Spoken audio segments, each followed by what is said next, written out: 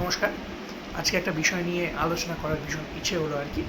তো বেসিক্যালি আজকে যে জায়গাটা নিয়ে আমি আলোচনা করতে চাইছি লার্নিং নিয়ে। তো লার্নিংয়ের যে বিভিন্ন তার কনটেক্সচুয়াল যে ভ্যারিয়েশনস এবং সেইটা বিভিন্নভাবে ডাইলিউটেড হচ্ছে বিভিন্ন জায়গাতে, বিভিন্নভাবে সেই জায়গাটা কীভাবে সেই পার্সপেক্টিভসগুলো বিভিন্ন ক্ষেত্রে চেঞ্জ আসছে, বিভিন্ন ক্ষেত্রে তার সেম্যান্টিক্স চেঞ্জেস, তার প্রসিডিউরাল চেঞ্জেস এবং বিভিন্নভাবে তার as a process and product সেটা কীভাবে চেঞ্জ হচ্ছে সেটা 21st সেঞ্চুরিতে ভীষণভাবে আলোচিত হওয়া দরকার। কারণ আমি আমার যে রিসেন্ট বইতে আমি এটা উল্লেখ করেছিলাম যে লার্নিং মিনস যে বিহেভিয়ার কথাটা আমি বলছি, এই বিহেভিয়ারের ক্ষেত্রে যে কন্ট্রাডিকশনটা কোথায় হচ্ছে। কারণ আদার পার্টেনিং কগনিটিভ অ্যাক্টিভিটিস, অর্থাৎ এই যে কগনিটিভ স্ট্রাকচারগুলোর যে মডিফিকেশান উইথ বিহেভিয়ারাল মডিফিকেশানস, এই জায়গাটা কিন্তু আমি বিহেভিয়ারকে এখানে ওয়াইড রেঞ্জে আমি ব্যাখ্যা করার চেষ্টা করেছি। যেখানে 1946 সালের যে স্কিনারের যে বক্তব্য, যেখানে প্রাইভেট বিহেভিয়ার, র্যাডিক্যাল বিহেভিয়ারিজমের মধ্যে দিয়ে তিনি বক্তব্যটা ব্যক্ত করার চেষ্টা করেছেন, সেই জায়গাটারও কিন্তু একটা গুরুত্ব। কারণ behaviour means not only overt behaviour, that incorporates the covert behaviour, conscious behaviour, unconscious behaviour, planned behaviour, unplanned behaviour, anything else. সামগ্রিক একটা হলিস্টিক ফ্রেমওয়ার্ক কিন্তু বিহেভিয়ারাল এক্সপ্লানেশনসগুলোর মধ্যে রয়েছে, বিহেভিয়ারাল ডিসপোজিশনসগুলোর মধ্যে রয়েছে। যদি আমরা বিহেভিয়ারকে একটা ডিসপোজিশনের সঙ্গে তুলনা করি এবং সেই দ্যাট ইন্টারাক্টস উইথ এনভায়রনমেন্ট এবং সেখান থেকে বিভিন্ন ধরনের অ্যাডাপ্টেবিলিটির জায়গাগুলো একটা সোশ্যাল ইম্প্যাক্ট পায় আর কি। এখন প্রশ্ন হচ্ছে যে এই জায়গাটা যখন ডাউনফল শুরু হলো তখন কিন্তু বেসিক্যালি 1960 সালের পর থেকে কগনিটিভ রেভলিউশন শুরু হলো এবং কগনিটিভ রেভলিউশনকে ব্রুনার ভীষণ ভালোভাবে একটা ব্যাখ্যা করেছেন, that cognitive revolutions means the manifestations of wide range of possibilities. আমি যে পরিবেশে থাকি, যে পরিবেশে আমি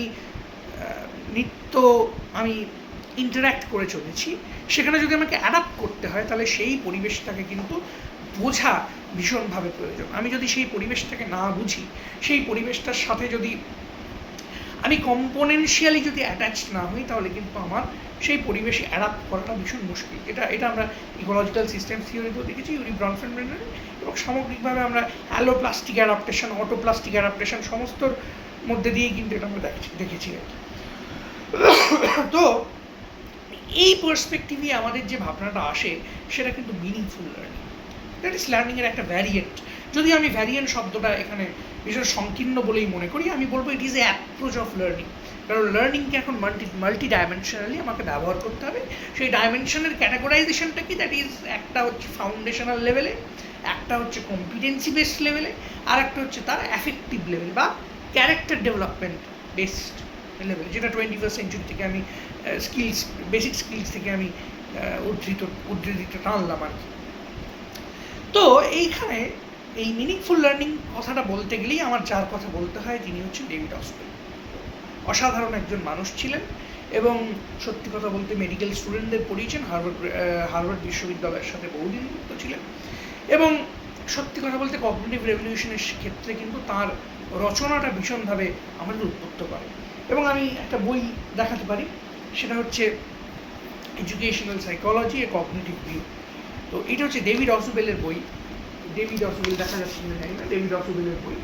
এই বইটা কিন্তু ভীষণভাবে একটা ইম্প্যাক্ট রাখে আর কি আমাদের এডুকেশনাল সাইকোলজিকে কগনিটিভলি ব্যাখ্যা করার জন্য আর কি। তো সেই পার্সপেক্টিভেই আমি একটা কথা এখানে বলতে পারি যে তিনি একটা খুব সুন্দর কথা এখানে বলেছেন যে মিনিংফুল লার্নিংকে ডিফাইন করার ক্ষেত্রে, কারণ আজকে আমার আলোচনার জায়গাটাই হচ্ছে মিনিংফুল লার্নিং। আমি খুব ছোট করে একটা কনসাইজ ভিউ পয়েন্ট ডেভেলপ করার চেষ্টা করছি। উনি বলেছেন এডুকেশনাল সাইকোলজিতে যদি আমি সমস্ত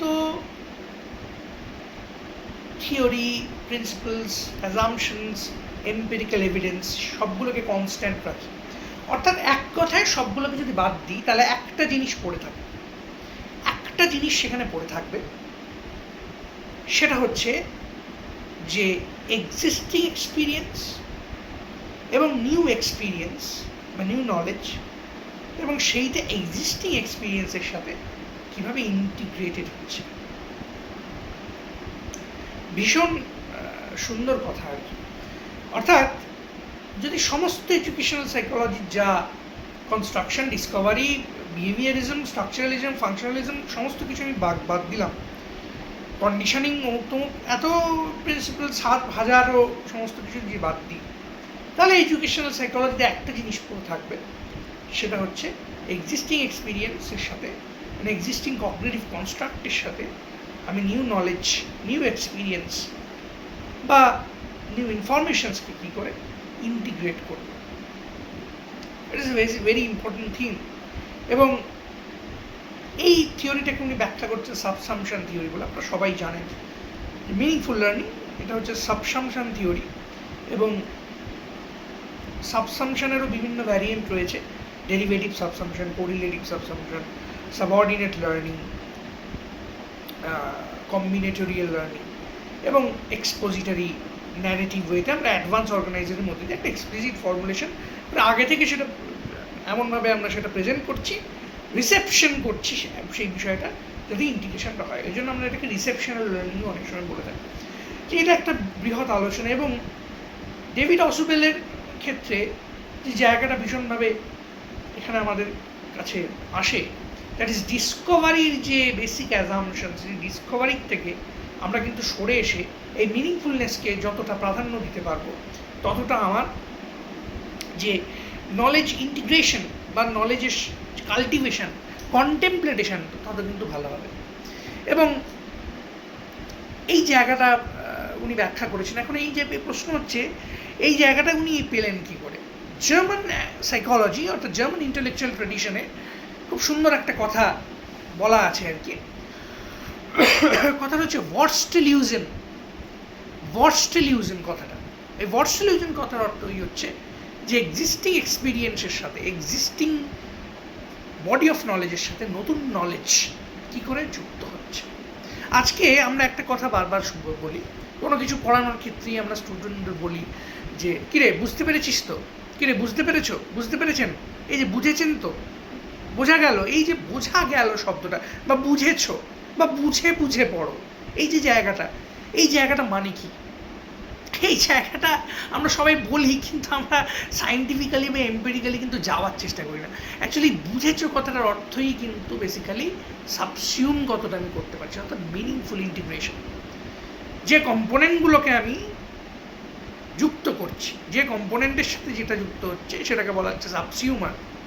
অর্থাৎ এই মিনিংফুল ইন্টিগ্রেশনের মধ্যে যদি এটা প্রপারলি হয়, পারপাসফুলি হয়, তখনই এটাকে বলা হচ্ছে প্রপারলি বুঝতে পেরেছি কিনা, বা understanding. Understanding is nothing but it is a meaning giving process. কোনো একটা মিনিংকে আমি যখন কোনো একটা কনটেক্সটের মধ্যে নিয়ে ফেলছি, তখনই সেটা হচ্ছে আন্ডারস্ট্যান্ডিং। এবং সেই মিনিংগুলোর মধ্যে অনেকগুলো অ্যাট্রিবিউট থাকে, সেই অ্যাট্রিবিউটগুলোর মধ্যে আমি কিভাবে সম্পর্ক তৈরি করছি, অর্থাৎ রিলেট করছি আমি কিভাবে সেই বিষয়গুলোকে। ধরো একটা গাছ, গাছের মধ্যে পাতা থাকছে, মূল থাকছে, কাণ্ড থাকছে। এই মূল কাণ্ড পাতাটা আমি যখন একটা সূত্রে গাঁথবো, তখনই কিন্তু আমার এই মিনিংটার পরিষ্কার হবে। এবং তখনই সেটা যখন একটা কনটেক্সটে আমি ফেলবো, এবং কনটেক্সটে ফেলার পরেই কিন্তু আমার এক্সিস্টিং নলেজের সাথে নিউ নলেজ ইন্টিগ্রেটেড হচ্ছে আর কি। দ্যাট ইজ ভর্স্টেলিউজেন। এবং যদি আরও আমরা পিছিয়ে যাই আর কি, তাহলে প্লেটোর রচনাতে আমরা একটা কথা পাবো আর কি, এবং মোটামুটি গ্রিক সাইকোলজিতে ভীষণ পরিচিত কথা, রিপাবলিকে উল্লেখ রয়েছে কথাটা। That is অ্যাপারসেপশন। অ্যাপারসেপশন মানে আমাদের থিমেটিক অ্যাপারসেপশনের ওই অ্যাপারসেপশন নয়, এই অ্যাপারসেপশন একটু অন্য ধরনের। এই অ্যাপারসেপশন মানে হচ্ছে পাস্ট এক্সপিরিয়েন্সের সাথে নিউ এক্সপিরিয়েন্সের ইন্টিগ্রেশন। আমরা যত এই বিষয়টাকে প্রপারলি এনহ্যান্স করতে পারবো, তত কিন্তু আমার যে ওয়ার্ল্ড ভিউ সেটা আমরা প্রপারলি ডেভেলপ করতে পারবো। সুতরাং অ্যাপারসেপশন, ভর্স্টেলিউজেন এবং মিনিংফুল লার্নিং, সাবসামশন, এটা কিন্তু আলটিমেটলি আমরা দেখছি যে একটা পার্মানেন্ট বিষয় কিন্তু একটা হয়ে উঠেছে। এবং এইখানে একটা জিনিস, এবং এই অ্যাবসলিউটিজমের এই জায়গাটা কি, সেটা হচ্ছে এই যে কম্পোনেনশিয়াল যে ডেভেলপমেন্ট একটা মিনিংয়ের মধ্যে, মানে ইন্টিগ্রেশনের যে কম্পোনেনশিয়াল ডেভেলপমেন্ট, সেই ডেভেলপমেন্টটাও কিন্তু খুব ইন্টারেস্টিং। এখানে কিন্তু তিনটে জিনিসের মধ্যে দিয়ে কিন্তু ইন্টিগ্রেট করার কথা বলা হচ্ছে। দ্যাট ইজ, একটা হচ্ছে নলেজ ডোমেন, একটা হচ্ছে অ্যাটিটিউডিনাল ডোমেন, আর একটা হচ্ছে স্কিল রিলেটেড ডোমেন। এই তিনটে ডোমেন কিন্তু যে কোনো যে কোনো মিনিংফুলনেস বা যে কোনো আমরা বলতে পারি যে ইন্টিগ্রেশনের কিন্তু পয়েন্ট অফ ইন্টারফেস বা থিওরিটিক্যাল ড্রাইভ হওয়া উচিত। এটা ভীষণ কিন্তু ইম্পর্টেন্ট, যেটা আমরা ট্যাক্সোনমিগুলোও কিন্তু তৈরি হয় বেসিক্যালি যে instructional objective that after the instruction process learner will able to do this things. এই জায়গাটা কিন্তু তৈরি হয় দেখুন ওই পয়েন্ট অফ ইন্টারফেসগুলোর ভিত্তিতেই কিন্তু। সুতরাং এই সামগ্রিক একটা এন্ট্যাঙ্গলমেন্ট কিন্তু আমরা পেয়ে যাচ্ছি এখান থেকে। এবং যদি ভারতীয় শাস্ত্রে যদি আসি তাহলে সেখানেও কিন্তু আমরা যদি দেখি মিনিংফুল ইন্টিগ্রেশনের কিন্তু খুব সুন্দর দৃষ্টান্ত পাবো আমরা। আমরা যদি কামণ্ডকী নীতিশাস্ত্রে যাই সেখানে একটা কথা রয়েছে, এবং বেদান্তের মেথোডোলজির একটা শ্লোক, বেদান্ত দর্শনের টিচিং মেথড যদি আমরা বলি, সেখানে ইন্টিগ্রেশন কীভাবে যুক্ত দেখুন, দ্যাট ইজ সুশ্রসাং শ্রবণম চৈব গ্রহণম ধারণম তথা উহাপহার্থ বিজ্ঞানম তৎফ জ্ঞানম সপ্তধি গুণা। এখান থেকে কিন্তু আমরা ডিরাইভ করছি বেসিক্যালি শ্রবণ মনন নিধিধ্যাসন। সুতরাং মিনিংফুল লার্নিং কিন্তু very much important thing. That's a manana, that's reflection. এই রিফ্লেকটিভ ডোমেনটাই কিন্তু আমাদের বেসিক্যালি একটা নির্ধারক, একটা সূচক অফ রিফ্লেক্টিভ ফেজ। সুতরাং এই জায়গাটা ভীষণ ইম্পর্টেন্ট আমাদের বোঝার ক্ষেত্রে, ভীষণ একটা প্রাসঙ্গিক জায়গা আর কি। আমি অনেকগুলো বিষয়কে একটা কনটেক্সটে আনবার চেষ্টা করছি। আর একটা যে বিষয় এখানে ভীষণভাবে গুরুত্বপূর্ণ, যেটা আমার ভীষণভাবে পড়তে গিয়ে মনে হয়েছে, দ্যাট ইজ বৌদ্ধ দর্শনের একটা জায়গা রয়েছে, সেটাকে আমরা বলছি সংপ্রত্যক্ষ। সংপ্রত্যক্ষ বা সংপ্রত্যক্ষ যাই বলি আমরা, সেই সংপ্রত্যক্ষের উদ্দেশ্যটা হচ্ছে যে ওই ইন্টিগ্রেশন, অর্থাৎ আমার এক্সিস্টিং বডি অফ নলেজ, আমার এক্সিস্টিং যে ভাবনা, সেই এক্সিস্টিং ভাবনার সাথে আমি নিউ নলেজকে কী করে ইন্টারপ্রিট করাচ্ছি। অর্থাৎ যেখানে আমরা বলছি যে না বুঝে রোড মেমোরাইজেশনের বিয়ন্ডে গিয়ে কীভাবে আমি একটা মিনিংফুল রিসেপশনের দিকে এগিয়ে যাব। কারণ রিসেপশন মানে কিন্তু শুধুমাত্র আমি বলে দিচ্ছি আর একজন নিচ্ছে তা নয়, সে নিচ্ছে তার এক্সিস্টিং কগনিটিভ কনস্ট্রাক্টের সাথে সেই বিষয়টাকে কতটা এনহ্যান্স করাতে পারছে, সেই নিউ এমার্জিং যে বডি অফ নলেজ বা এমার্জিং যে ফ্লোর অফ নলেজটাকে কতটা ইন্টিগ্রেট করাতে পারছে, সেটা কিন্তু ভীষণভাবে আমাদের কিন্তু একটা আলোচ্য বিষয়, একটা প্রাসঙ্গিক বিষয় আর কি।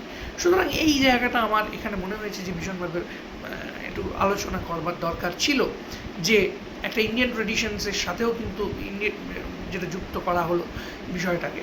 সুতরাং এই যে তিনটে ফেজ, একটা Greek phase, American phase, cognitive revolution, scientific empirical Notion, পাশাপাশি একটা ফিলসফিক্যাল অ্যাজাম্পশনের মধ্যে দিয়ে যখন আমরা কোনো কিছুকে একটা এই বিষয়টাকে যখন ডেভেলপ করার চেষ্টা করি, সুতরাং এই জায়গাটা ভীষণভাবে বোঝা দরকার।